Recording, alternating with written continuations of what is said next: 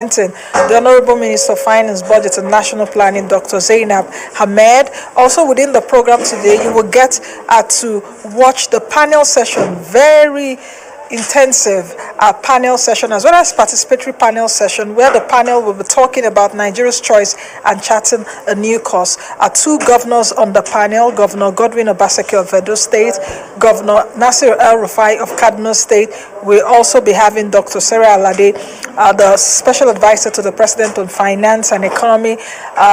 Three of them will be on the panel, and I would also be moderating that panel session talking about Nigeria's choice and charting a new course. Let's quickly take a break. We have so much to bring to you in this edition of the program. Let's quickly take a break, and when we come back, the program continues. Don't forget to join us on all our social media platforms.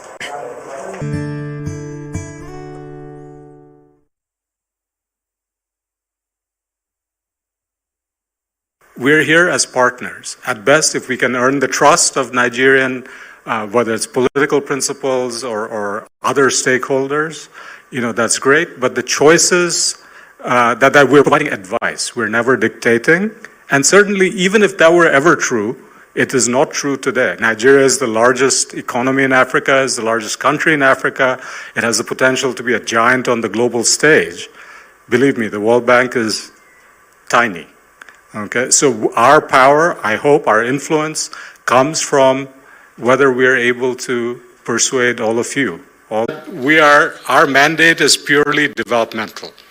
We have absolutely nothing to say about politics. So when we say Nigeria's choice, it's not about the choice that all of you will be making in February 25th. It is really about the choices in terms of policies, about a vision going forward. That, I hope, actually is really a consensus, regardless of, who emerges. So just to be clear, and especially for our friends from the media, Nigeria's choice, we're talking about policies and ways forward. And the second one, as Nancy pointed out, is the country economic memorandum. This we produce not every 6 months, but every few years.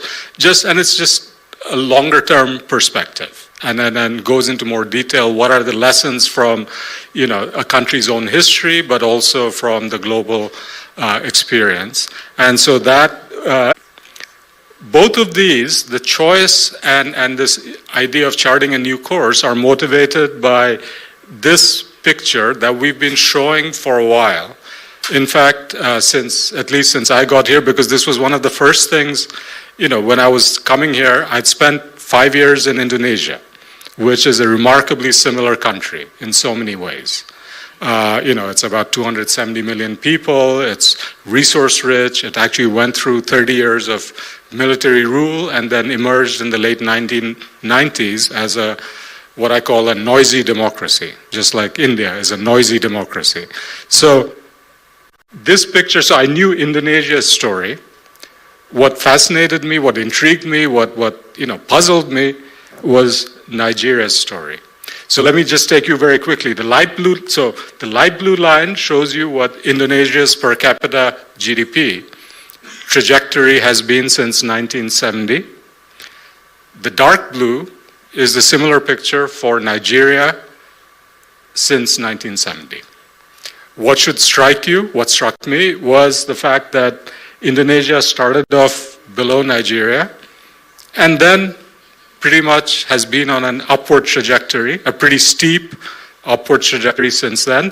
There were 2 points of kind of temporary reversals. One was in 1998. That was the transition from military rule to democracy. That was Asian financial crisis, we called it. And then the other one you'll see is 2020, where Indonesia, like many countries, was hit very hard by the COVID crisis. And then you see what we're projecting for Indonesia's growth going forward. Nigeria, on the other hand, has been what we call, or what seems to be the case, floating along. Okay? And in some ways, it's been floating along, buffeted by the swells of global oil price movements. So when oil prices go up, Nigeria tends to do a bit better, at least in per capita GDP terms. But then when oil prices go down, things turn to go south again.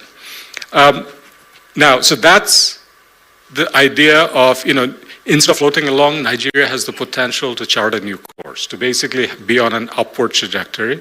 And that's essentially the choice that we're talking about. So just to crystallize that choice in maybe somewhat simplistic terms, I think you will hear that we think that Nigeria is at a particularly critical juncture right now, is because there is a third scenario, which we are calling here, with obvious reference, things fall apart. And the risk of that scenario is growing. And that's the reason why it's about making sure that that rising to potential scenario is realized, not just over the next decade, but going forward. The launch today of the Nigeria Development Update and Country Economic Memorandum by the World Bank provides another opportunity for us to review and dialogue around major achievements and critical challenges of the Nigerian economy. I commend the World Bank for its contributions towards the growth and development of Nigeria, not just in financing development projects across sectors, but more importantly, through policy dialogues like this one. And of course, policy advisory, support that it provides. I would also like to appreciate other development partners, the private sector, civil society, the academia, and government officials here present. I look forward to a very rich and robust discussion and a good outcome at this event.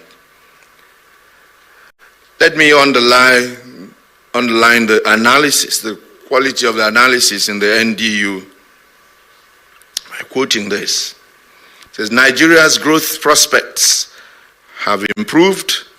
However, pre-crisis challenges threaten the post-crisis recovery, highlighting the need to depart from business as usual policies. Fiscal pressures have mounted due to lower than expected revenues and the rising cost of subsidy on premium motor spirit. The report notes further that under a business as usual scenario, GDP per capita will continue to decline. However, drastic reforms can change this. Therefore, taking a closer look at the PMS subsidy and the youth labor market, spotlight was turned on Nigeria's digital economy potential and on the need for greater financial deepening.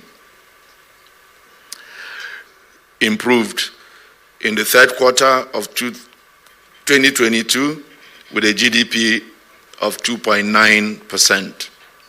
Some of this growth emanated from a robust recovery in the non-oil economy and other sectors with significant improvements like telecommunications, agriculture, and services.